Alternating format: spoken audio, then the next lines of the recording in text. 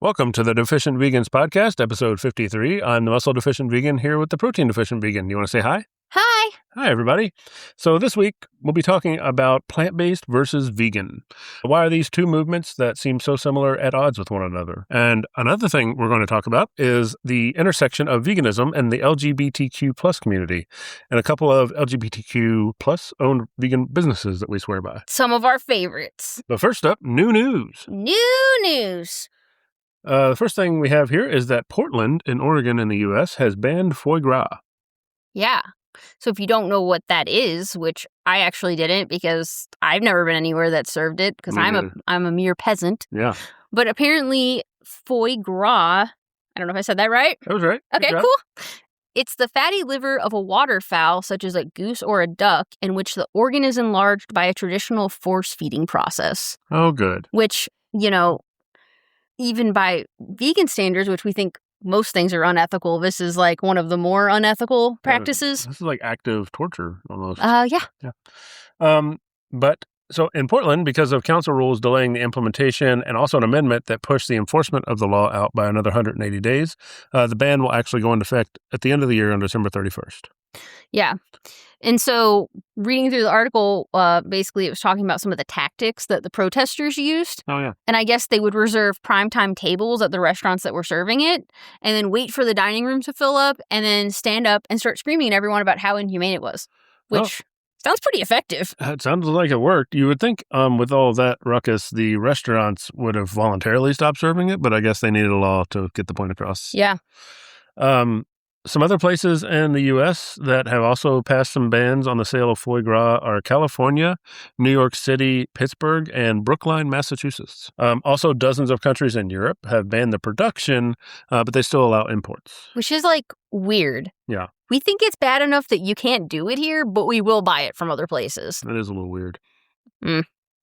India is the only country in the world with a complete ban on foie gras. Go India. Hopefully other countries will follow suit. Yeah, hopefully. The next piece of news we have is talking again about protein made from air, which we mentioned a couple of episodes ago, but we do have some updated news on that front. So there's a Finnish gas fermentation startup called Solar Foods, and they have a product called Solein Protein. That has officially entered the U.S. with the launch of a new protein powder by the Ambrosia Collective's Planta brand. Yeah, which I think Planta protein powder is pretty well known. I've seen people talk about it. We bought, I think, 2 bags of it. There's like a birthday cake sprinkle protein powder and I think maybe banana bread or something. Yeah. I didn't particularly care for it. It was kind of gritty. I'm hoping the air protein is less gritty than their normal protein powder. You would think so, right? Air's not super great. I don't taste any grit in the air right now. No, feels pretty grit-free. Also, I remember Planta, the only thing I actually remember about that is it's one of those protein powders that includes includes a bunch of vitamins and stuff, and I try not to use those. Was it? Yeah. Okay. Yeah. I looked, even the Air brand or the Air flavor has that in there. So there are a couple of vitamins where it can be a little weird to get too much of it, so I try to avoid putting in the protein powder, but most people probably don't need to avoid that. I just already take multivitamins. Yeah. So I'm not a big fan of having it in protein powder, but if you don't take a multivitamin, this is probably a bonus. Yeah. I'm mostly interested in trying the first air protein to enter the U.S. Absolutely, yeah. Right now they only have one flavor, and it's salted caramel cold brew, which I don't know that I will like because I don't even like the smell of coffee. So, but we'll see. Yeah. And we'll let you know because we ordered some. Yeah. It's got 20 grams of complete protein in each scoop. I think we're officially living in the future if we're getting protein from the air. 100%. It seems that way. Need to figure out how to do it in the backyard. Yeah. All right. And then the last piece of news we have is a story about Canada turning beer waste into protein. The Canadian government has kicked off a project to turn beer waste into proteins, also turn it into cocoa alternatives and other things. Yeah. So I really like talking about beer and ethanol production and anything involving yeast. Yeah, or grains. Or grains, yeah. That's just I worked as a process engineer at an ethanol plant for 7 years, so I like this topic. So if you don't know how beer is made, they basically mash up grains, they remove the solids, add water, yeast, and a few other things, and then ferment it until alcohol is produced. There's a few other steps, but that's the gist of it. Right. That's why it's so easy to make at home. It's a fairly simple process. Yeah. So the solids that are removed are high in fiber and just some stats around what we're looking at macro-wise. Yeah. It's 50 to 60% carbohydrates, 20 to 30% protein, and like 6 to 10% fat. And most of the carbs are fiber. So lots of good stuff. Yeah, sounds like a pretty good makeup for an ingredient that would be used for food. So. Mm-hmm. So the majority of brewer's spent grain, which is what we're talking about, is used for animal feed, biofuel, or compost. Okay. But some of it still ends up in landfills. And like, obviously, that takes up space in landfills and also can emit greenhouse gases like methane and carbon. Yeah, I know everybody has forgotten about the ozone layer because we mostly fixed the problem, but let's not re-cause the problem. Right, yeah. So. And like, why food waste? If you can use it, why would, you dump it? Yeah. So, turning it into a protein source for humans could lower the greenhouse gas emissions and food waste. And it can also help tackle some food shortages. Yeah. So anytime we get more food opportunities from things that were not used for food before is probably a good thing. Yeah, absolutely. It's also like it's a byproduct, or I guess a side product. Yeah. So the startup company Terra Bio Industries has developed a process that breaks open the spent grains, converting the outer layer into sugars, and then this allows them to separate the protein from the spent grains and turn that into a dried plant-based protein ingredient. I assume maybe similar to like textured vegetable protein. Yeah, but sounds like really similar to that kind of thing. Yeah, I couldn't find like pictures or really a description of what that looks like, but that's my guess. Yeah. And it can also allow them to separate out the sugars, and then those are concentrated into a feedstock that gets used for precision fermentation. Okay. Which is like our second favorite thing to talk about. There you go. And so then this technology is going to use the brewer's spent grains to make like basically 4 different ingredients. Terra protein, which is like a high protein concentrate that would taste like bread and could lower carb content and boost protein and fiber in things like baked goods, pasta, and snacks. High protein cake. Yeah. Okay. I'm down. Not bad. Yeah. Then there's the Terra fiber, which is high fiber flour. Oh, nice. Yeah. That's pretty cool. And then there's the Terra Chalk, which is a cocoa extender that targets the alt chocolate space, which is actually pretty popular right now. It's hopping off with all the issues with cocoa. Yeah. And then the last ingredient it would make is Terra Malt, which is like a toffee barley malt syrup that adds flavor, sweetness, and a natural brown color to, they were saying, sausage, drinks, and other things. Yeah. I'm going to be honest. I've had a lot of things that are malt flavored. I have no idea what malt is or what that means. I don't know, but I like it. Maybe we can get like a vegan Ovaltine. Oh, that'd be cool. Yeah. More Ovaltine, please. So separating it into individual ingredient type products makes it more useful and profitable. Yeah, they do like making money. I would imagine that if a company has an opportunity to either throw something in the garbage or make money from it, they're going to go for making money from it, right? Yeah, and I also think this is interesting because like if we ever enter like a fully vegan world in which we aren't raising animals for slaughter, then there would be no reason we would send this out as animal feed, which is what it's primarily used for. Yeah. So like finding other ways to use it for humans is a good thing. Yeah, definitely. And then I did want to note that unlike like fuel ethanol production, the beer production, it's already food grade because people drink beer. Oh, yeah. So like no changes would need to be made to the actual manufacturing plants. Oh, that's interesting because the way it gets processed and the machinery and stuff has to be like different. Food grade already. Stuff. Yeah. That's a really good point. Yeah. Cool. It's already human grade. So like, but we're feeding it to cows, which is kind of weird. Yeah, there you go. Looking forward to seeing a lot of these new things turn up in our foods as we go forward. The Terra Fiber one, high fiber flour, that could be really interesting for like tortillas and stuff like that. Yeah. I don't know if it would be similar to, what's that one that I still haven't messed with it yet. Psyllium husk. Oh, yeah. I wonder if it's similar to like psyllium husk, Yeah. I know people use that in like bready things to reduce the carb count and increase the fiber. It's pretty potent on the increasing the fiber department. Yeah. I actually haven't baked with it yet, but I think we bought a bag of it. So yeah, I've had it as a supplement a few times. It's pretty effective for lubricating the pipes.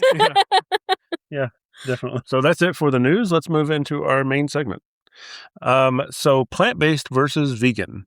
We hear these interchanged quite a bit, but they're actually separate movements or separate ideas with separate motivations. They can seem really similar, but they're actually quite different. Yeah, and it can cause a lot of confusion. So we're going to spend this episode clearing up what some of that confusion is and why it's important to understand the differences. I think kind of for everyone. Yeah, definitely. This seemed like a particularly relevant topic because another fairly popular plant-based influencer / recipe creator is eating animal products again, and it seems like that happens kind of a lot.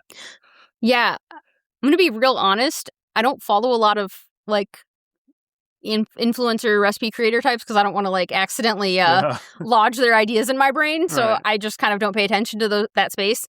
But I mostly see it on Reddit of people being like, oh my God, another vegan content creator or like influencer is now eating eggs. Yeah. So I saw that this week. I don't remember what the guy's name is, but it seems like it happens a lot. Yeah. So hopefully this episode kind of like clears up some of the confusion around why that could be. And Yeah. And, something else just related to that is kind of crazy. It's like when one of those creators makes that video that's like, oh, I'm eating eggs again, or I'm eating meat again, or whatever. That's probably like their most popular video I know. so far, maybe because of the controversy. But they're going to, lose all their vegan followers probably. And then I don't think a lot of omnivores are going to catch on the bus with this person who has been vegan for a while. Yeah, or has been plant-based for a while. Maybe they will. Yeah. What I think will happen is they'll just put that in their arsenal of reasons why they can't be vegan, Yeah, But right. yeah, we'll get into that. Yeah. So let's get to the root of the matter. If somebody eats plants, are they vegan? And I think so. I think many non-vegans would say yes to this. Yeah. And I think some plant-based people would also say yes. But I think a lot of vegans would say, I don't know. Tell me more. Yeah, I need more information. I'm not going to give you an answer yet. So let's get into the differences a little bit. So for veganism, first and foremost, this is an ethical philosophy. It's not really necessarily about the diet on its own. Yeah. It's seeking to end animal exploitation. It's like an animal rights, animal welfare philosophy. Yeah. And it extends beyond just food choices. So if you're a vegan, you're looking at your clothing, entertainment, household products, and things you might avoid like aquariums and general issues with any form of animal exploitation. So it's like diet is obviously a very big part of it because that's where most of us would normally use animal products, but it is definitely not like the whole thing. And like I would say the diet is more of a byproduct of the philosophy than it is like the point, Yeah, definitely. It's just you have to have a vegan diet if you're a vegan because you're not using animal products. Exactly. Yeah. So for plant-based, this is mainly a dietary pattern, and it's honestly a pretty big spectrum. Yes.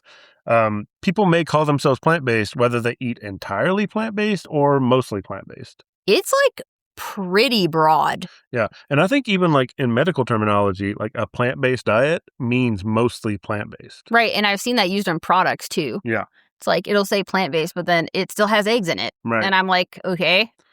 But then, I think I see it mostly on threads, I guess. It's like, oh, yeah, like I'm mostly plant-based. Yeah. I'm like 80% plant-based or, right. They just kind of, I'm plant-based except I eat fish. I'm plant-based except I eat cheese. It's like a very broad term that it definitely doesn't, it's not like as black and white as the term vegan. Right. Yeah. No, some of the reasons that you might be motivated to move towards a plant-based diet are like health, weight loss, longevity, athletic performance, or maybe even environmental concerns. Yeah. There are a lot of people who eat a plant-based diet because of environmental concerns, but really aren't in it for like the animal welfare. Right. Yeah.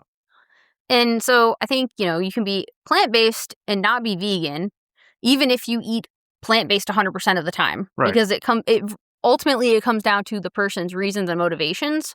So if you eat entirely plant-based, but you don't care about animal exploitation, and you also don't follow the rest of the vegan philosophy, I would say you're not vegan. Right. And that's not necessarily a judgment call. It's just, I think we're going to talk about a lot of the reasons why using the wrong terminology, like, it confuses people in general. So like when we are telling somebody, hey, we're vegan, they don't know what the hell it means. And yeah. It just makes conversations a lot more difficult when we get things mixed up. Yeah, and I will say, but like you could also be vegan and health focused.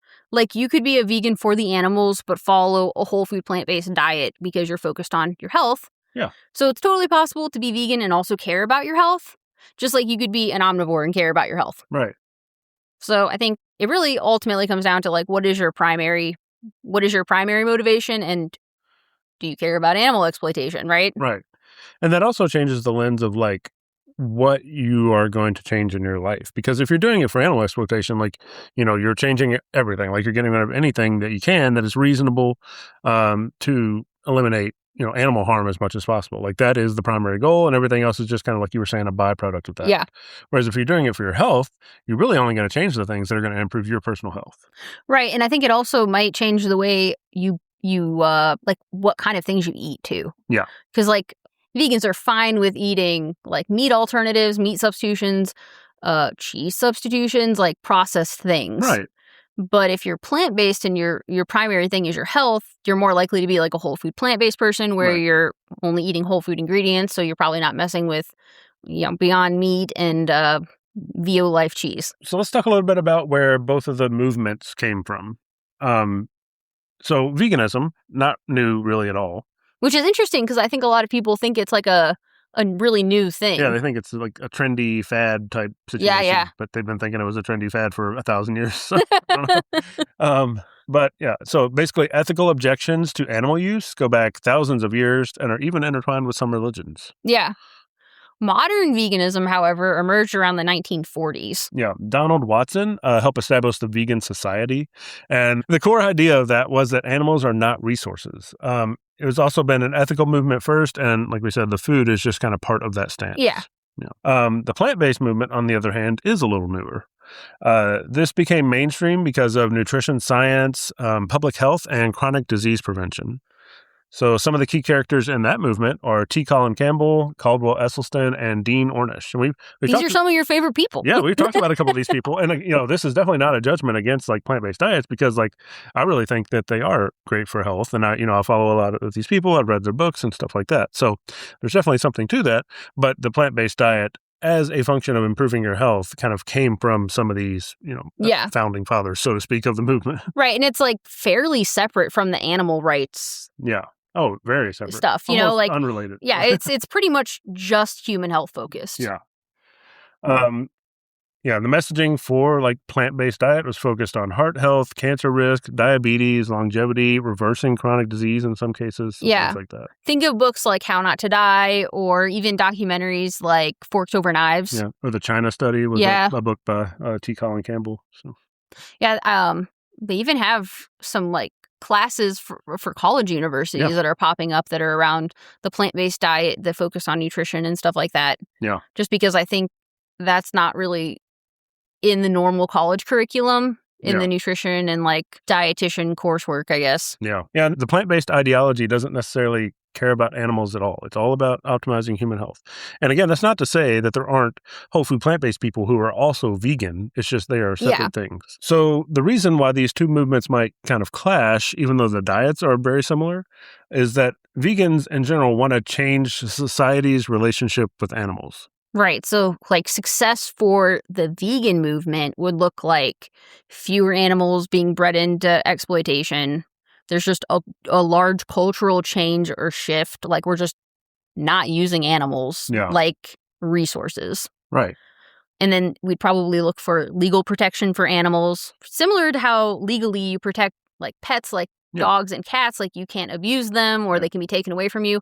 I think we would look for those legal protections for all animals. Yeah, there are already animal cruelty laws. So, yeah. I mean, it's just an extension of that to all animals, basically. Right. Like, and it doesn't go to factory farming right now. I don't remember the details. We covered a story probably a couple months back where I think it was dolphins in some region were going to be granted, like, personhood, basically, for legal purposes. So it's that kind of idea. It's really interesting that it's, like, species-based where these laws apply. Yeah. But from a vegan perspective, we'd want that for all animals. Yeah. And on the other hand, success in the plant-based movement that's mostly focused on improving human health looks like, lower cholesterol, lower rates of heart disease, weight loss, like more longevity, or, not just a longer life, but a longer, healthier life, health span over lifespan, things like that. So, like, the success for the vegan movement is a societal change, where the success for a plant-based movement is like an individual betterment for your health. Right. So, like, totally different goals. Yeah.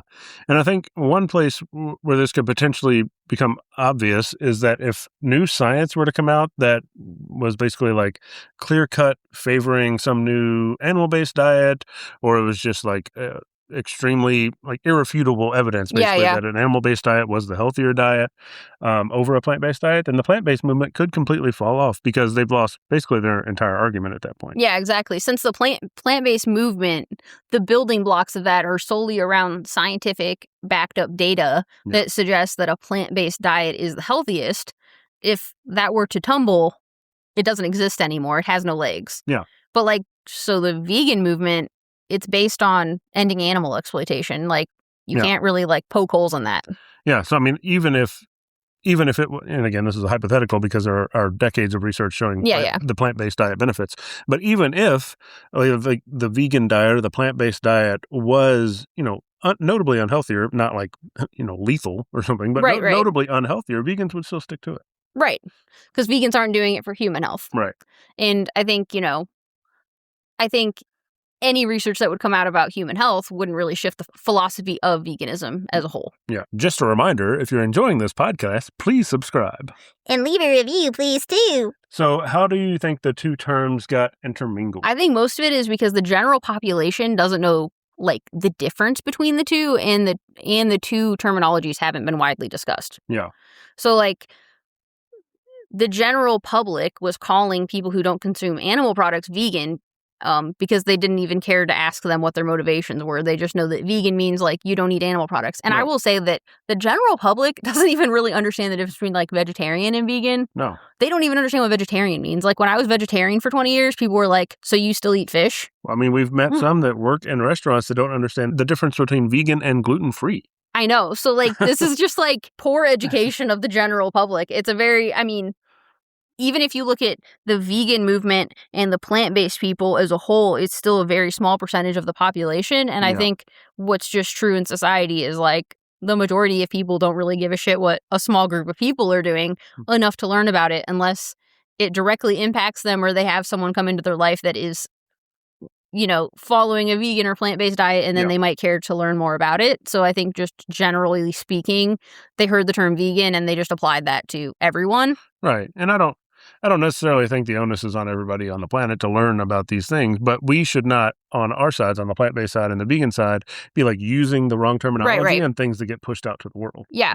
And I think interesting you brought that up because I would say that the confusion actually really escalated between 2010 and 2020 because of social media. Oh, yeah. You have influencers and food bloggers that are branding themselves as vegan, even though they're just plant-based health focused. Yeah. And now you have millions of people watching their videos, reading their stuff that have never heard the word vegan or plant-based before.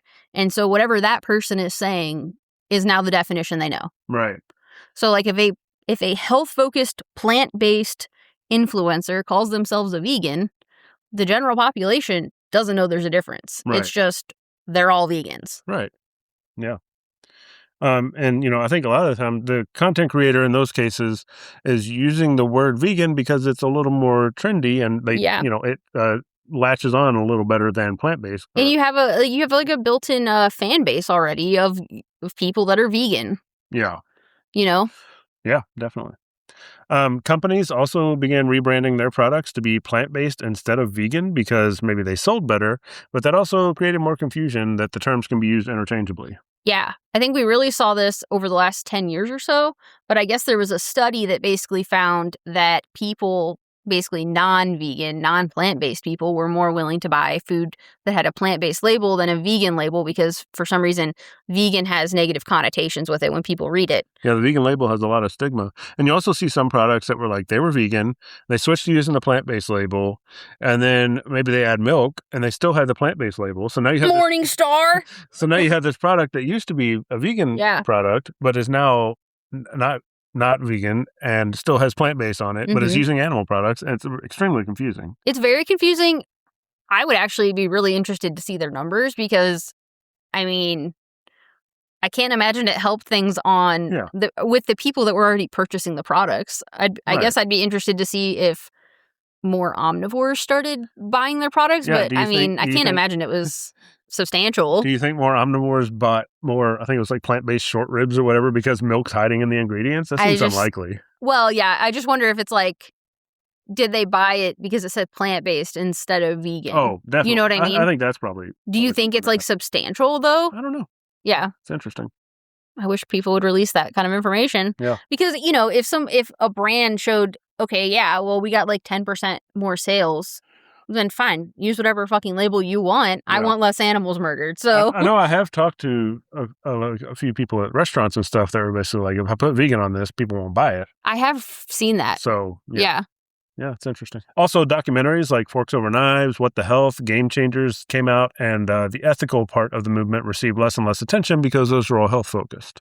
Right. So I think that's where the general public's perception became veganism is like a health thing. Right. It's another diet. So why do vegans object to plant-based people calling themselves vegan? Okay, from my perspective, if you have plant-based people who are in there for their health, calling themselves vegan, then the ethical stance can get lost if the two movements aren't clearly separated. Yeah. Right? So, it becomes less about the animals, it loses the actual goal, which is ending animal exploitation, and it can start to cause other things to get lost too, like, the fur industry, or use of feathers in pillows and coats, or, zoos, aquariums, all forms of animal exploitation kind of get lost because it just becomes focused on a diet. Yeah. And it also creates confusion for the general public that doesn't really understand either movement. So influencers says they're vegan just to kind of simplify their messaging or to make it easier for viewers to understand what they eat specifically. But they're not doing any of the other vegan things. So even if they convince somebody to start a vegan diet, right?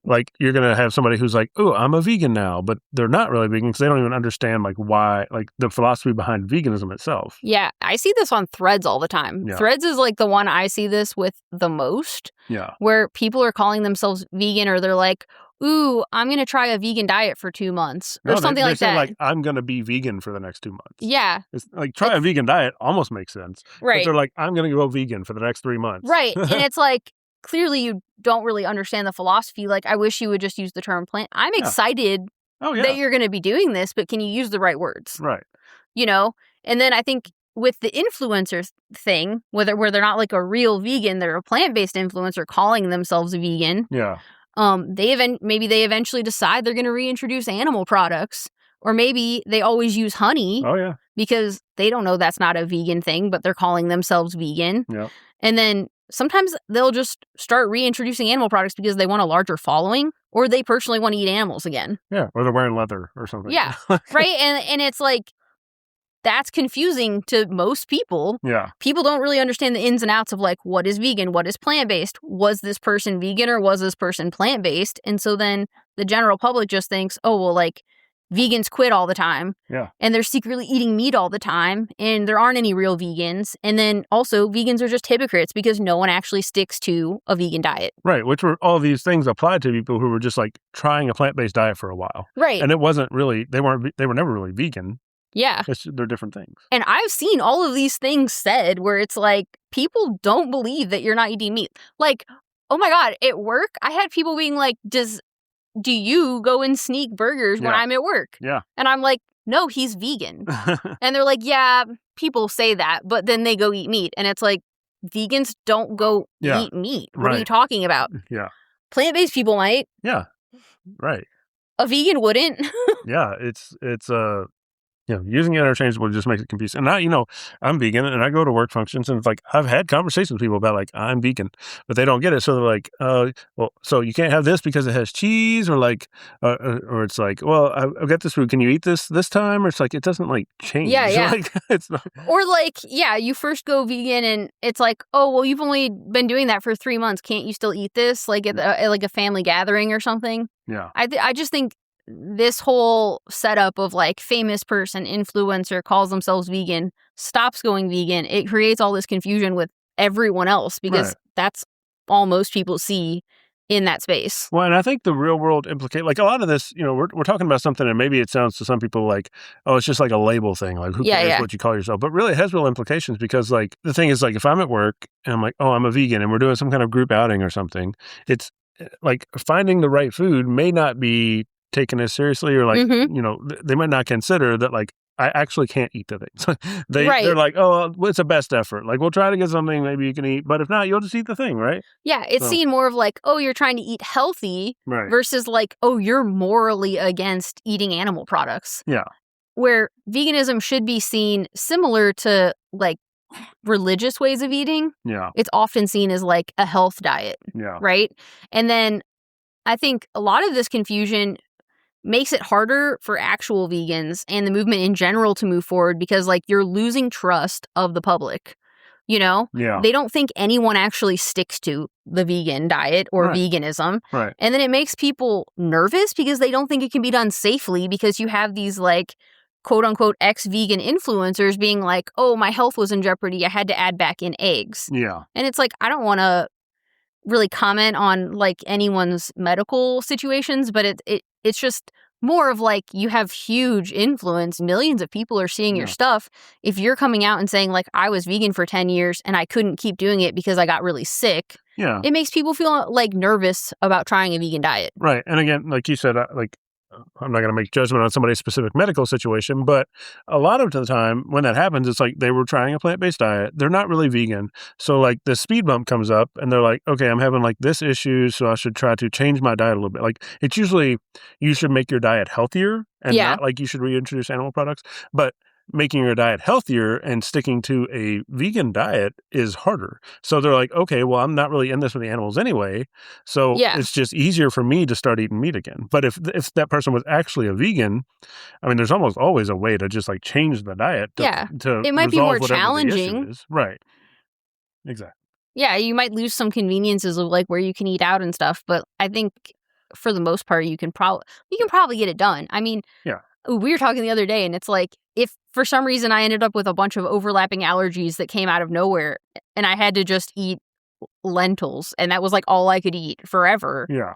I would do that because I'm not eating animal products. Right. And I don't really have the expectation that anyone else is going to eat one ingredient for the rest of their lives if they have a bunch of overlapping allergies or something. But like, I don't know. I think I'd figure it out. Yeah. Even if it was like horrible.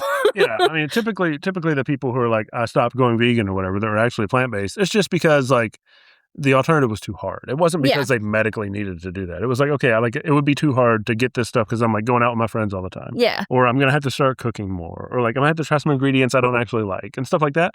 And they're like, but I already know I like these animal ingredients, so I'm just going to go back to that. It's way easier. Right. And then I think most vegans kind of get that. You're like, oh, you probably weren't actually vegan. You were just using the label. But I mean, the general population doesn't understand the difference between the two. So all they see is like this person went on a vegan diet for 10 years. They got sick. Yeah. Obviously, eating a vegan diet is bad for you. Right. I shouldn't try it because it's unsafe. Yeah. You know? Yeah. And then I think the most interesting part about this whole thing is that the animals become completely lost in the conversation, right? Right. It's like when people go from quote unquote vegan to non-vegan, it's like there's almost never a conversation about the animals. It always ends up being about like human health. Right. Yeah. And then, veganism just gets seen as like another diet. Yeah, it always gets lumped in with like keto or the carnivore diet. Even like vegan versus carnivore, that doesn't make any sense because the carnivore is not an ethical thing. Yeah, it should be plant-based versus carnivore. Yeah. If you want to compare things. Right. But you always see like vegan lumped in with like keto. It's like, what? And it's kind of, it is hard to navigate a little bit because I feel like even when I'm talking about it, I have to say the vegan diet because plant-based diet doesn't mean vegan all the time anymore. Right, like plant-based diet could include meat and milk and stuff like that. So there's not really a term where we can cleanly separate and be like, I'm a vegan and I also eat the snufflegus diet or whatever. But it's just, the vegan diet. But then you start thinking veganism was all about the diet. Right. Or you say the plant-based diet, which also sometimes includes animal products. So it's a little confusing. It's gotten pretty confusing. Yeah. Where I think before it was kind of clean, before plant-based came on the radar, it was kind of clean because it's like vegan diet. There was only one meaning for that. Yeah. It never got conflated with plant-based. It was just its own thing. Yeah. And like, just because you had you were eating a vegan diet, it also imply that you're following vegan principles. Yeah. And there's also another layer, I guess, of like plant-based diet is not the same as whole food plant-based diet. Right, yeah. So, yeah. Oh, I learned that on Reddit. They get kind of mean. Yeah, they have very strong opinions on what whole food means, for sure. And then I think, another layer of an issue that this causes is that real life vegans end up spending more time like correcting the misunderstandings than actually explaining ethics and getting people to care about animals. Oh yeah, I rarely, like when I'm talking about me being vegan in a conversation, the conversation rarely lasts long enough for me to get to the animal part. I know, because you're like having to like correct a bunch of misunderstandings of like, what the hell does that mean? Because there's so much confusion. Yeah. And, I get it. Like the part that impacts your relationships with people is like, okay, what do we eat? What can we eat together? Yeah. But so it makes sense. But like, yeah, when we're using different terminology, you lose the whole point of like, I'm doing this because like eating animals, why are we doing that? Yeah. Or just like conversations that are happening online and social media are pretty ineffective because they kind of just get stuck in this like loop of like, what is a vegan diet? What is a plant-based? Like you're kind of like correcting misunderstandings and you never really get to the meat of the vegan meat of the argument. Yeah. And then I would say like this can be really frustrating because the actual vegans have to explain this like over and over again. Yeah. And all the time, all the while the influencer may have never been vegan in the first place and their ethics weren't even in line with veganism. And now I have to explain what that means to a bunch of people. And we're going through another round of it, I guess, now with whoever this was. I don't even know. The influencer started eating eggs again. So yeah. Like, okay, we have to go through like they weren't a vegan. They were eating a plant-based diet, blah, blah, blah, blah, blah. Same thing. Oh, it's like exhausting. Yeah. Groundhog Day. And then when this happens, like the public perception of veganism or the vegan movement becomes rebranded to like wellness culture or weight loss culture or clean eating culture.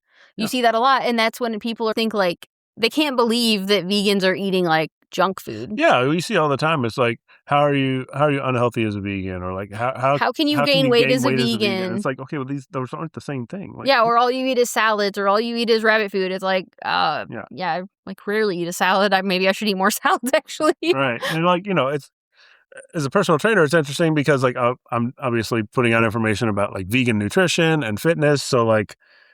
I don't know if I make it seem like vegan is necessarily health related, but I think of it as just like first of all, there's nothing different about fitness for vegans, and nutrition is like sometimes different. Yeah. So it's like I'm just supporting people who are interested in fitness who also happen to be vegan, but it's not an implication that like all vegans are doing it for health and fitness. Yeah, and I mean, I think vegan personal trainers are important because I would say most vegans probably don't want to work with a personal trainer who isn't vegan or is like pressuring them to eat animal products or being like, oh, you need like more protein and you should be adding in chicken or you know what I mean? It's also an easy out for the personal trainer to be like, oh, you're not making progress with my program. I guess it's because you're not eating steak. Right. They don't want to hear that. Yeah. And they also can't really help you in the way like a vegan personal trainer could, where they could offer you recommendations of foods, They just aren't well versed on that stuff because they don't eat it. Yeah. But yeah, it does get a little confusing. It's like, you see a lot of vegan fitness influencers who are really just showing how healthy you can be on a vegan diet, even though they also believe in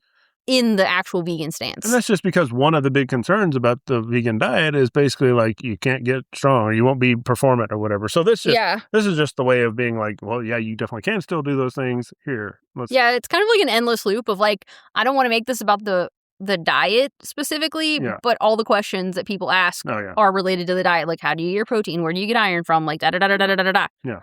So, yeah, you have to talk about the diet, inevitably. Like, that's where people's biggest hangups are. Yeah.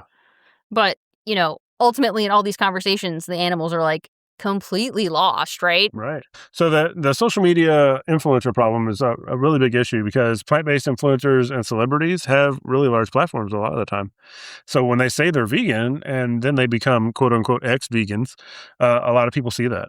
And maybe that's all they've ever heard about veganism. They're like, I followed this person, they were vegan, now they're not vegan. And right. I guess that happens all the time. I don't know. Yeah, and then like, honestly, like magazines and blogs and news outlets pick up that stuff. And then they have articles about, like, why I quit veganism. But they're never writing it from the standpoint of, like, why I stopped eating a plant-based diet. Exactly. And, something I think about a lot is, like, even if you felt like you had to medically change your diet, why would you quit all of veganism?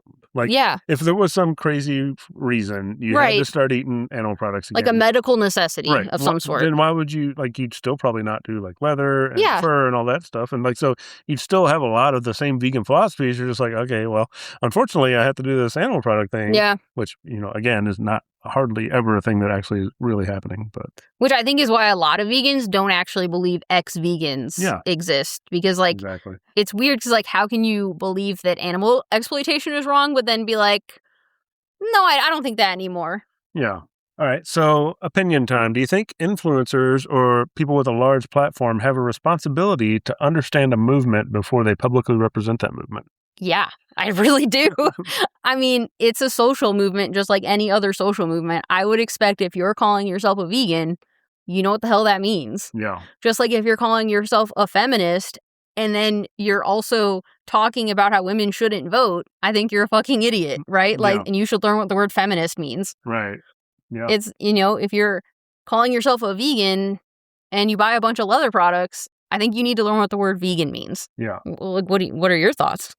Yeah. I mean, I don't know why you would want to go out there and say like, I am this thing. Like if you're going to label yourself, like a lot of the time you probably don't even need to label yourself, but if you're going to label yourself, why would you do it with a label you don't actually understand? Yeah. I mean, it feels a little unethical to me. Yeah. Like if you're going to be part of a social movement, you need to understand what that is. Right. And you need to actually care about it and follow it if you're going to call yourself part of it. Yeah, and it might be different if like there was an influencer who was eating a mostly plant-based diet and people were just like assuming they were vegan. Yeah. But if you're like saying yourself like I am a vegan, that's Right. a different situation. Like you've labeled yourself now, so you definitely need to understand what all comes with that.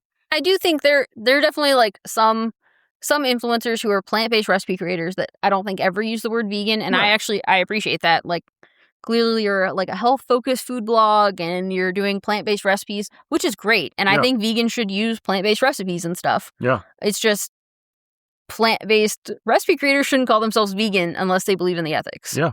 Ultimately. I think even some of the athletes we've mentioned in the past that follow a mostly vegan diet, some of those are like they don't identify as vegan because Right. they understand the difference. And like, okay, I'm not vegan. I eat this diet. Yeah, and I deeply appreciate that. So now that we know the vegans get mad about it, how could the plant-based movement actually hurt the vegan movement? Like tangibly. Right. I think the main one is like the animals become invisible in the conversation because the conversation becomes focused on health and fitness, becomes less about animal rights, ethics, and morals. Right. Right? Which is frustrating from the vegan perspective because our entire goal is to reduce the animal Right. harm. So We want the focus on animals, not Yeah. on us. right. And then I also think it creates this kind of like a conditional commitment for those who quote unquote eat vegan or plant-based that they'll mostly eat plant-based except for, seafood, cheese, holiday food, their birthday, traveling. Yeah. And like from a vegan perspective, I find that a little confusing. Right. And from an outsider perspective, it's just perceived that vegans are always like sneaking meat like we talked about. Yeah. And like if you're an omnivore thinking about going vegan and that's your perception of the movement, you kind of start to think it's impossible. So I think just that perception makes it harder to convert people. Yeah. I would say in general, like the main issue with this is like it becomes more difficult to convert people. Yeah. Because people think basically we're like lying about sneaking meat or that it's unhealthy, that Yeah. kind of stuff, you Yeah. know? Yeah. And then I also think the actual harm can come into like the marketing's confusing, because companies can market themselves as having plant-based options or being a plant-based company while still using animal products. Yeah, and this actually seems like it's getting worse for some It reason. is. Like there are a lot of more products now that say plant-based and they still have some animal products in them. Yeah. It's like a little difficult. You can't even really trust that label anymore. You just have to do the same thing, flip it over, look at the allergens or whatever. Yeah. It's kind of my go-to. But yeah, I mean, it's frustrating. Yeah, and I feel like all of this stuff just kind of snowballs on itself and basically just like words lose all meanings, So I right. think the main takeaways of how is this tangibly going to hurt the vegan movement, it's like people become less trusting. It's harder to convert people. Yeah. Animals are taken out of the conversation and just confusion on all layers. Yeah. And so since we're trying to be fair and cover both sides, and because, I think the health-based benefits of the plant-based movement are really solid anyway, how can the plant-based movement help the vegan movement? Yeah. So, I mean, for me, it's like eating less animals is eating less animals, right? Like, I want people to eat less animals. So if you're plant-based for different reasons than me, I'm still going to be excited that you're plant-based. And also plant-based eating can turn into veganism. Yeah. You start with the diet, maybe for your own health. You learn the ethics. I mean, really, in most people's personal lives, the diet is the hard part. Yeah, true. So once you get to that point, if you're eating a fully plant-based diet or a vegan diet, again, terminology, whatever, but then you're like, okay, well, do I really need to buy leather belts? And then Yeah. slowly kind of snowballs into like, oh, well, the other stuff's kind of easy compared to the diet. So and I like actually do care about this thing more than I thought I did. Right. So yeah. Yeah, and I think the communities intersect a lot. Like if you're vegan, you're interacting with plant-based people, and if you're plant-based, you're certainly interacting with vegans. Right. So like I think you end up learning the whys. Yeah. Maybe you watch a few documentaries and then eventually you become a lifelong vegan. It's obviously easier to convert someone from a plant-based diet to veganism than just a random omnivore to vegan. Sure. Yeah. And also the plant-based diet normalizes a lot of those animal-free foods. So they can create demand for more of the vegan or plant-based options. If we had to solely rely on, full actual vegans to create the demand for vegan foods. Right. It's a lot harder. But there are a lot of people who are doing some variant of a plant-based diet that also help increase the demand for those foods. So it helps, a rising tide raises all ships. Yeah, exactly. Helps us all along the way. Yeah, it's like you get more restaurant options. Maybe like there are better options in places with like food deserts, or like smaller grocery stores start carrying more vegan products. Like it makes it easier for anyone to go vegan. Yeah, and I think the big one is that it can reach people who will just never really be reached by the animal ethics argument. Some people are just never going to care about the animals in that way, but they might stop eating animals anyway if it can just help them be healthihier. That's true. People are motivated by different things. And I think that is actually the angle that like Forks Over Knives and Game Changers really kind of takes. And I think it's highly effective, and I think it's great because it does significantly reduce animal harm. So, if we can at least get them there to eating a fully plant-based diet, that's better than nothing. So. Which I think is, why in this podcast and a lot of the stuff we talk about, it's like, yeah, obviously our focus is animal. Sure. It's the animal focus. That is my why. That's your why. Right. But ultimately, like, if I can convince you to reduce your animal products because you care about the environment or because you want to lower your cholesterol, like, okay. Yeah. Reduce your animal products. Like, let's all reduce. Just from my perspective, the Game Changers and the Forks Over Knives stuff is kind of what led me into it because, I've got the interest in like health and fitness and stuff. So, my avenue into veganism was through like the health lens. And it was like, okay, this is like a healthier diet. And I start to learn more about it. And I start to realize like, okay, we never really needed animal products. Yeah. And then I get more into the ethics and read about, the other aspects of veganism and talking to you about the other aspects of veganism. And now it's like, obviously I'm vegan for the animal rights, animal welfare, things like that. But this was my on-ramp into like even starting to think about the animal ethics side of things. And I think a lot of people will probably enter it that way. Yeah, I know when we first started dating, I was like, oh, I went vegan because like obviously you knew I was a vegetarian for so long. And you were like, oh, I've actually read a few books on like whole food plant-based stuff. And you were like real into that idea of like, ooh, I'm going to be whole food plant-based. And I'm like, hold up, I'm not eating whole food plant-based. Right. Well, and I think that's an interesting example of kind of what we've been talking about here. Yeah. And it's like, okay, whole food plant-based for health. And you're well, no, I don't want that. I'm just vegan. And then, I just remember, I think like some of our initial conversations around the food was like, well, how are you getting your protein? Or like, is getting your protein hard? And it's like, well, then I just started cooking stuff for you. And you're like, oh, okay, well, this isn't bad. Yeah. And then it's like, every time, because we were like long distance dating. Yeah. So every time we hung out, it was like you were only eating vegan food when we hung out. And then you were kind of doing whatever when we weren't hanging out. Yeah. But then it was like, oh, yeah, no, if we're moving in together, you're fully vegan, baby. Right. Yeah, exactly. Like, there's no animal products in this house. Yeah. And that was easy and enough. You like immediately turned I guess you were kind of just like plant-based at the time, like immediately fully plant-based, no animal products. Right. And then it's like, oh, I'm gonna make you watch this documentary. We're gonna watch this documentary. And then I broke your brain. Yeah, you just start to get more and more frustrated about all the things that go into using animals for things. So the turning point was actually pretty quick. Like the turning point from you being like, okay, whatever, I'll do the plant-based diet to like, I'm like, I care about animal rights pretty hard right now. Yeah. It was a quick on-ramp. So I think a lot of people probably had that experience. Yeah, absolutely. So the stuff we're talking about, is this just a debate about like veganism purity or strategy, or what's the actual impact on the animals? Yeah, and I think like it's kind of multi-layered, right? And I think there's two sides to it. So from the vegan angle, it's like clarity in words do matter. And I think it's important for all of us to use the correct terms because it's important for the general population to understand that veganism is an animal liberation movement. Yeah. First and foremost. And like conflating those terms takes away from like the actual point of veganism. Right. You know? And I also think it's important that the general population knows we're not like randomly sneaking meat. Yeah. Right? A weird opinion to have that is very prevalent. Yeah. Yeah. Because like I think that part's important because it maintains the importance of the movement and that we're serious about it. Yeah. And we're serious about what happens to the animals. Right? Because like if there's a movement in which you're only following it like half-assedly, Yeah. which is what I think the general population thinks when they hear veganism, like, oh, we're sneaking meat.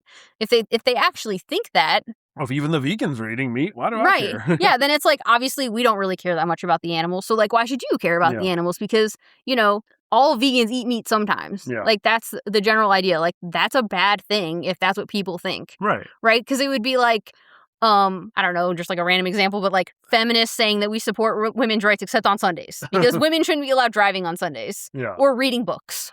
Like women get rights on Monday through Saturday only, not on Sundays. Like that's to me what like a half-assed vegan sounds like. Right.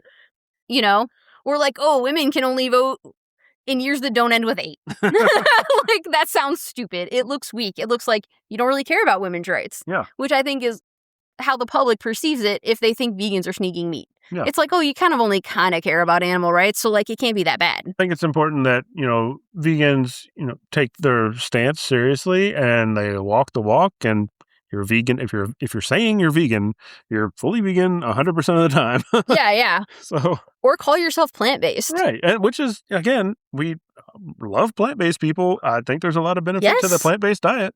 So this is not like, it doesn't make sense for you to go the extra step and like tell people you're a vegan if you don't if you're not going to do it. Like, why are you doing that? If they're going to catch you eating chicken nuggets, please do not call yourself a vegan. It just makes it hard for all of us. It does. And it really does. Like, I know this sounds like pedantic and purity and like labeling stuff. And I really am not super into labeling stuff, but it's just, this makes it more confusing for everybody. Yeah. And it's hard to like educate people about veganism when they're like, oh, I don't understand. Like this guy's vegan and he eats eggs and milk. And it's like, well, he's not vegan. I know. I've had those arguments. Like this is a real problem because I've personally experienced this a lot in my life. Yeah. This is a real thing. Veganism has been around for, like we've said, thousands of years, and people still don't even understand what it is on the diet side specifically. That one element, they still don't understand it because there's so much confusion and like people saying they're vegan when they're not. Yeah, and it's like that's the problem with like it's a niche movement, and now you've caused confusion in an already very small niche movement. Right. And now it's just like you spend all your time correcting misinformation. Right. And it's not really just the general public. Like, we talk about people we had in restaurants and stuff, but I was just like at a cafeteria the other day and had there was something that was marked as vegetarian, and I was talking to the chef and I was like, oh, do you know if this is vegan? And they're like, yeah, it's vegetarian. And I was like, okay, not the same. Do you know if it's vegan? Like, and this is a chef. You're a cook. I need you to know what this shit means. It's just, there's just so much miseducation, misinformation. Well, even I've seen plant-based people that like aren't vegans that are calling themselves vegans, then they're clearly following a plant-based diet. Yeah. They don't even understand the difference. Oh, so it's like, if you there can't are definitely people calling themselves vegan out there that don't really know what vegan means. Yeah, which is like, how can you expect the general population to understand if like the people participating in one or the other don't really understand? Yeah. And then like, all of that said, I do think the movement should work together. Yeah. And like, I think as vegans, we should support and embrace people that want to go plant-based or even vegetarian for their health because they're doing more than most people. And I think that if we all did that, there'd be a lot less infighting. And I know this is like a hot take, especially if you're on Reddit. This is a very hot take because like the vegan subreddit seems to hate vegetarians. I personally don't hate vegetarians because I was a vegetarian for 20 years and I went vegan and I was just missing information. Right. And I just think like being the most supportive that you can and like pulling in the most people that you can and giving them whatever resources they need, answering their questions, giving them advice, giving them recipes, like sharing helpful information is like the best thing that we can do to support those people and who very well could go vegan at some point and are probably more likely than the general population to go vegan if they're already like interested in eating that way. Yeah. Or at the very least, like make sure they stay vegetarian or plant-based, because I'm sure a lot of people are like, they're vegetarian, they try to talk to vegans, they get, talked down to, and they're like, oh, why am I even vegetarian? Screw it. Yeah. I think, like, I'm not going to tell anyone how to interact with other people. Yeah. Me personally, if you're vegetarian and you want to talk to me and, like, you need help getting your protein and stuff, I'm going to talk to you. Yeah. If you need support, I'm going to talk to you. If you're plant-based and you need support, I'm going to talk to you. Yeah, I mean, I'm not going to recommend you drink milk, but I will talk to you. Yeah, exactly. I will help answer your questions. Yeah. I will support you however you need to. And I think we should kind of all be doing that, because ultimately that helps the animals. Yeah. Yeah. And it's like, the more plant-based people there are, the more demand there is for plant-based foods, which drives it into the mainstream, which means that more people know what it is, or at least kind of know what it is. Because I would say, I think there were a lot of vegan and plant-based documentaries popping off at the same time. Yeah. But I would say that I wouldn't necessarily say Cowspiracy is like a specifically vegan documentary. It's more of environmental. Yeah. But I would say that, you got like Forks Over the Knives, What the Health, those are plant-based documentaries. Sure. But I hear people talk way more about those. Like, the general public talks way more about those documentaries than specifically vegan documentaries. Yeah, they just talk more about the health aspect in general. Yeah. I mean, I would say, like, the vegan documentary is, like, I guess, Dominion. Yeah. I've never, ever, ever, ever heard a normal person not in the vegan space talk about that documentary. I guess Seaspiracy is kind of a vegan documentary. Yeah. It's not really about the environment. Yeah, I think it does touch on environmental stuff. But what I will say is, like, way more people are talking about the health-based documentaries. Yeah. And let's keep calling it plant-based, but, like, that's a good thing. Because, like, ultimately, I think all vegans just want less animals eaten. Eventually, no animals eaten, but, like, gotta start somewhere. Because, like, people care about their health the most. You can't really do a vegan health documentary necessarily, because, like, switching from leather belts to not leather belts is not good for your health. Like, that's not Yeah. So you have to kind of go the food aspect. Yeah. And the environmental aspect is also kind of a health concern, by the way. Like, better environment also helps your health. So, like, those things are kind of where the interest is. Right. So it makes sense to make, like, documentaries about the food specifically, but it's just, it's plant-based. Right. And then, what kind of like you were saying is that not everyone cares about the animals, unfortunately. And there's, like, they could watch all of the hidden camera footage that you give them, and they're still not going to care about the animals, because that's just, some people are like that. Yeah. But maybe you can get them in with the environment. Probably not if they don't care about animals, but, like, maybe you can get them in with, like, a health documentary, And no matter, like, what way you get them in, just, like, chipping away at all the little things will help, reduce animal harm a little bit at a time. So any reduction of animal harm is a good thing, even if the ultimate goal is no animal harm at all. Yeah. And I personally feel like we should celebrate the steps along the way, because I think for most of us, I think the end goal is very far into the future. If ever, right? Yeah. Realistically. And I think, like, none of us, and none of the people listening to this podcast are probably ever going to see a fully vegan world. Yeah. And that can feel, in my opinion, it can feel really depressing and daunting. Right. But, like, what lightens that for me is, like, seeing people make reductions, seeing new products on the market, like, seeing more Google searches for, like, what is vegan, like, seeing it get more mainstream and popular. You have to celebrate wins somewhere, For some reason, I've been getting a lot of negativity on some of the new news stuff that I've been posting in carousels. Yeah.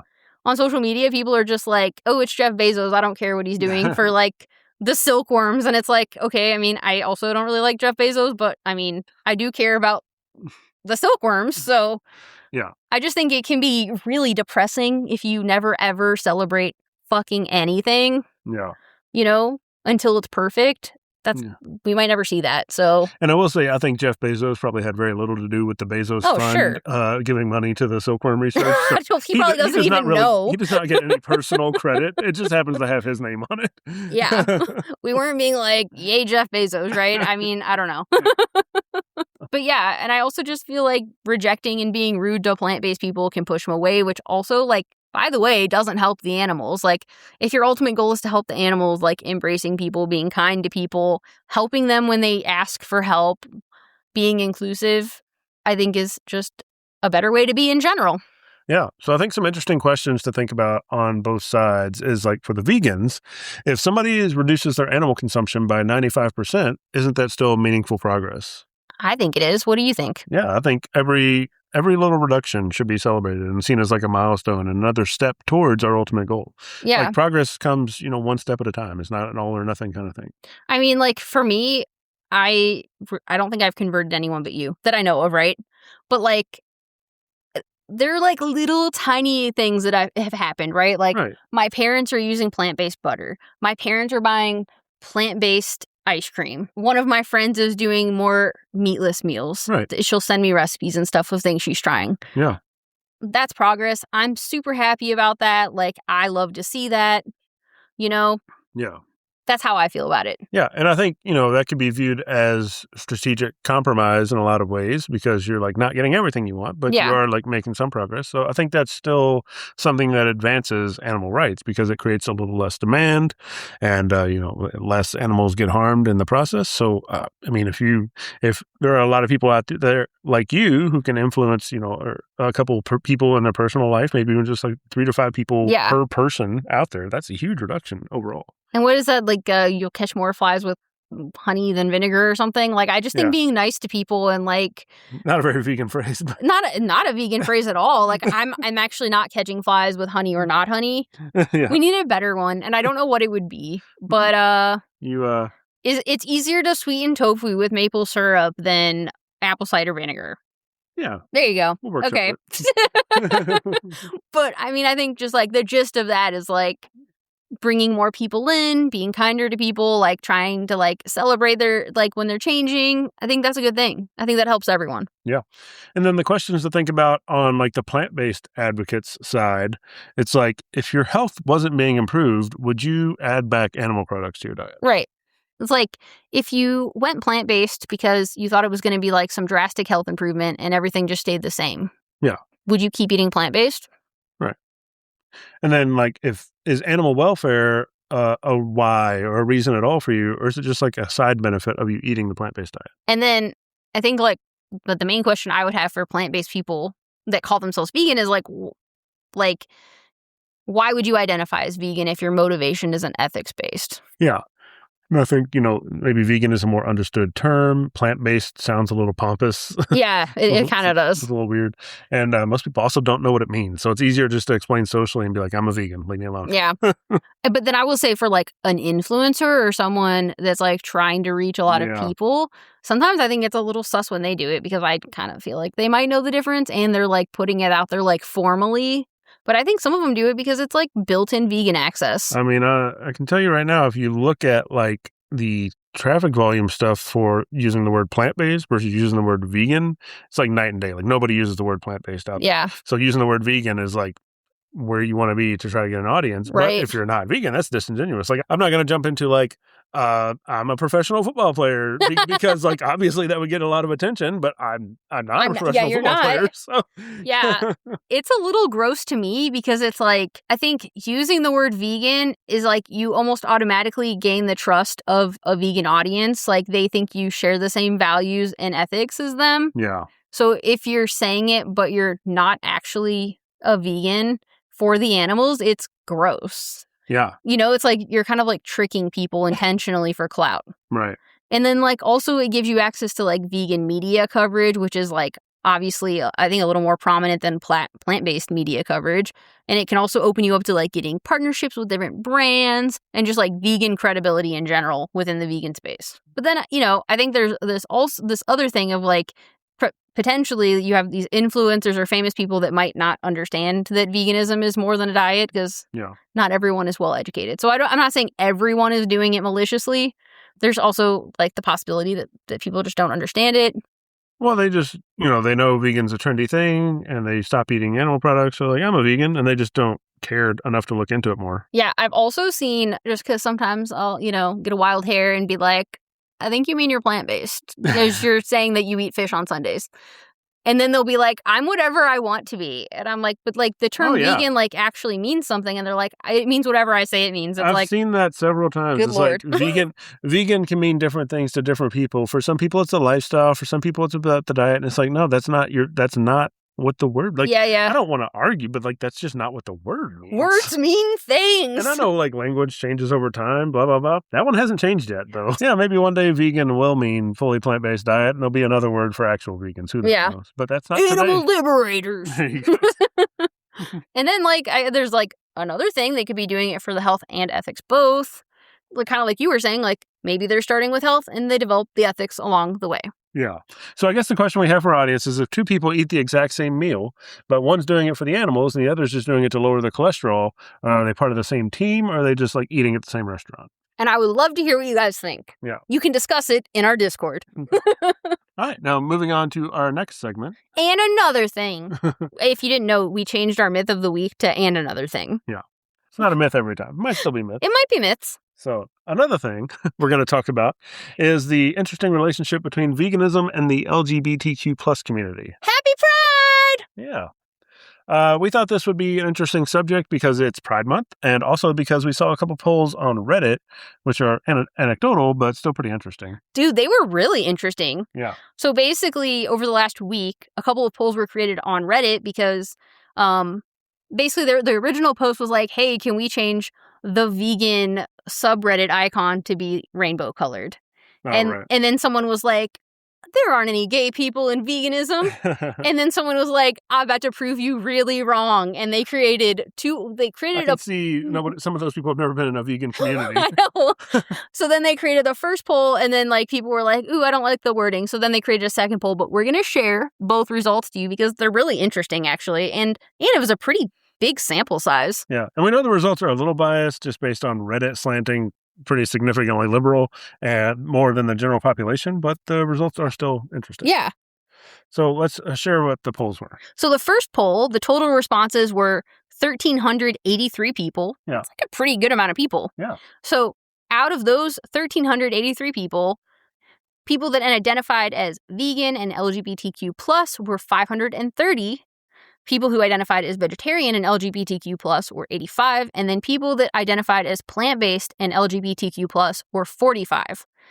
LGBTQ plus and veg-curious people were 40, and the non-LGBTQ was 683. So about 50-50 between LGBTQ and non-LGBTQ in the vegan space, or veg-curious, plant-based, vegetarian, whatever you want to call it, the whole bag. Yeah. Then the second poll actually had a lot more people because it was up for longer. It ended up with 5,882 responses. Oh, wow. Much bigger, like 3 times as big as the last. Yeah, like a much bigger sample. Like actually like a pretty good survey amount, honestly. 6,000 people is pretty solid. Yeah. So a little bit different categories here. Yeah. But vegan and LGBTQ plus was 2,100. Out of 5,800. Yeah, out of 5,800. Yeah.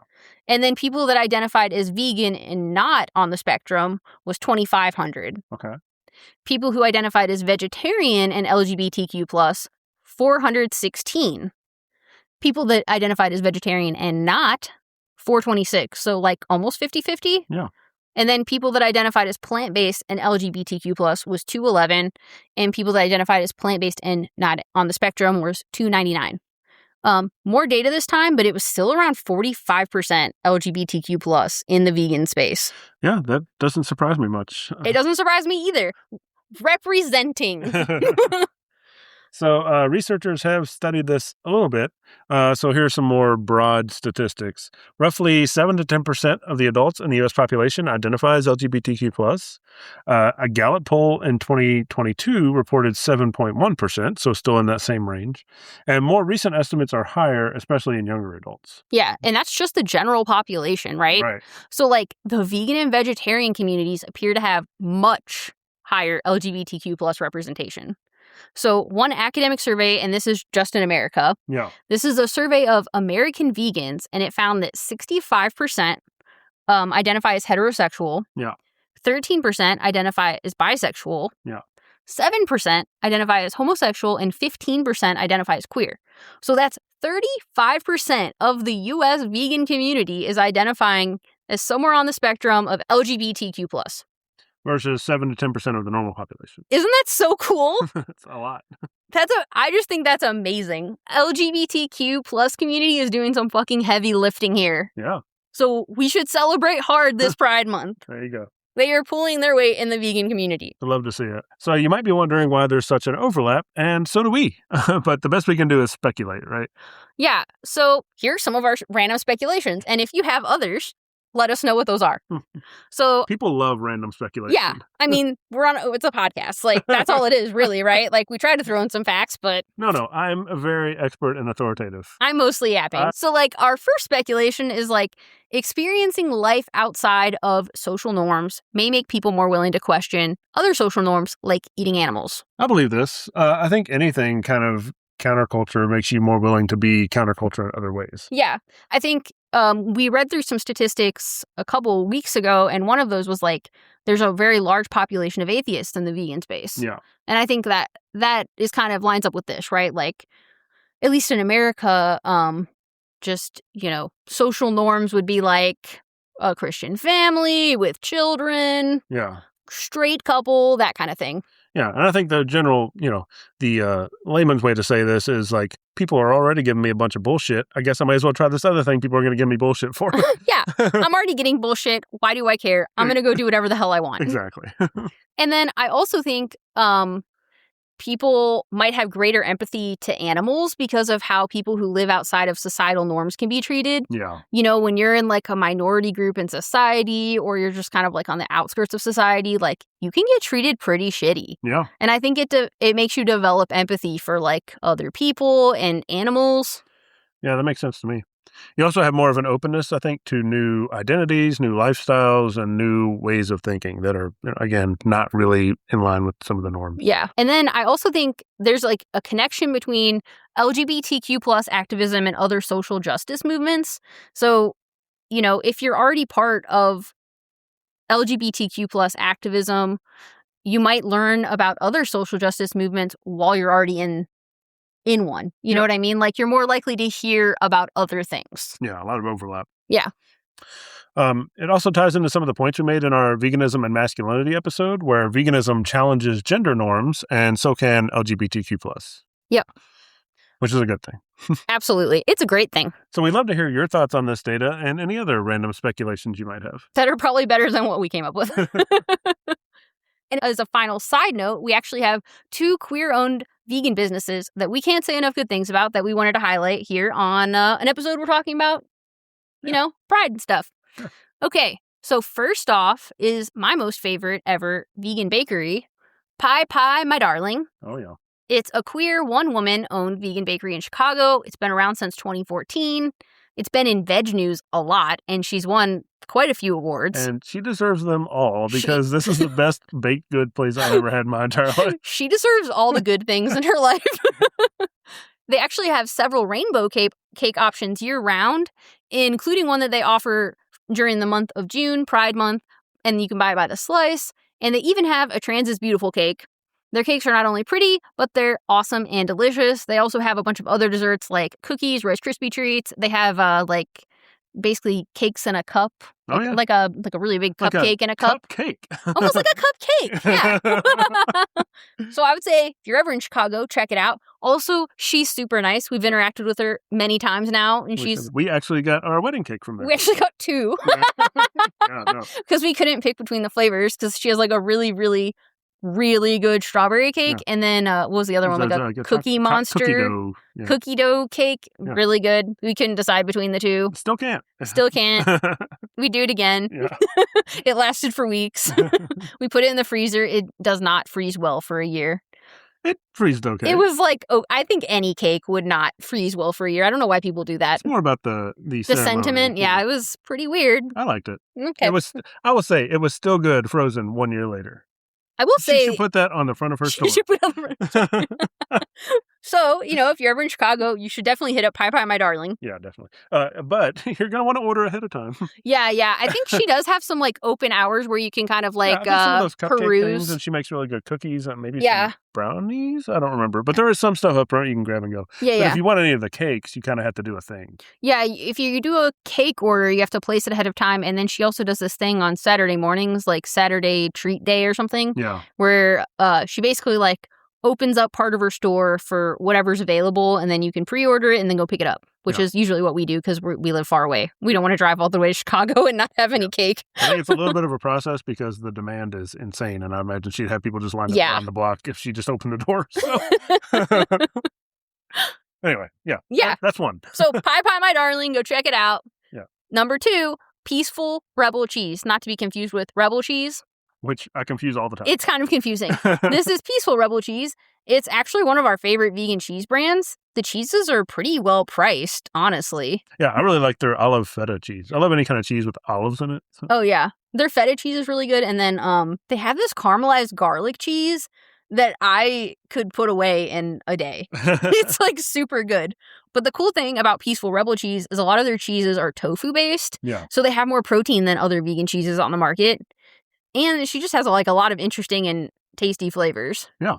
So the company was originally founded in 2017, and actually just a month or two ago, it changed ownership. And the new owner and head cheesemaker is a queer woman who is super, super nice. I've interacted with her on social media a few times, and she just seems delightful. Yeah. And I think, me personally, I think the best part is you can actually order all the cheeses online. Yeah. Like they have them at a few brick and mortar stores if you're like local, because I think they're out of Colorado. Yeah. But like we've ordered them online like several times. Yeah. And we buy a lot.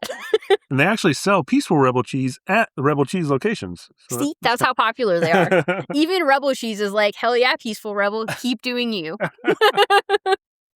So yeah, we just wanted to highlight 2 LGBTQ plus owned vegan brands that we love this Pride Month. If you have any that you really like, we would like to hear about them because we searched and like we couldn't actually find a lot as far as like internet searching. Right. So if you have brands that you just love and want to tell us about them, we will buy their stuff. Yeah, for sure. Oh, we're also going to have a little segment where I read the meanest thing that got commented to me this week. Okay, let's do it. Is that okay? Absolutely. Okay, I just thought it'd be kind of fun. Yeah. I don't know that I'll have one every week. Mean tweets from Protein Deficient Vegans. Apparently, some of my stuff is doing pretty well on Facebook, and there are a lot of mean people on Facebook. So I actually have a lot. But this is the one I got this morning. I just want to say, like, I don't know what's up with the Facebook audience, but that's like a whole different category. It's a different vibe. Energy than the other social media networks. Yeah, I wasn't prepared. So go ahead. It's good. Good thing I have really thick skin. So this is the one I got on my cheesy bean bowl video. Yeah. Possibly the most disgusting thing I've ever seen. Beans and yeast? Jesus. Have a burger and talk to a woman, you wussy. Well, that is one tough, manly man right there. I laugh so. I'm still like, every time I read it, I crack up. Talk to a woman. Talk to a woman, you wussy. I should talk to more women. All right. And get into a couple of little announcements we have. The book club raffle just wrapped up. If you didn't know, we did a raffle for a couple of copies of the book for our first book club meeting, which was Eating Animals. And so if you haven't joined the Discord yet, you should now. You can get in on the book club, or if your book club's not your thing, you can just get in and see us talk about the book club and chat about all the other things we chat about in there. The book club is officially starting on June 22nd, and that's going to be basically where we tell you like how many pages we're reading, and then we will, start posting discussion questions and stuff in the Discord channel. It won't be like live call meetings that you need to call into. Right. But yeah, be there by June 22nd if you want to join the book club.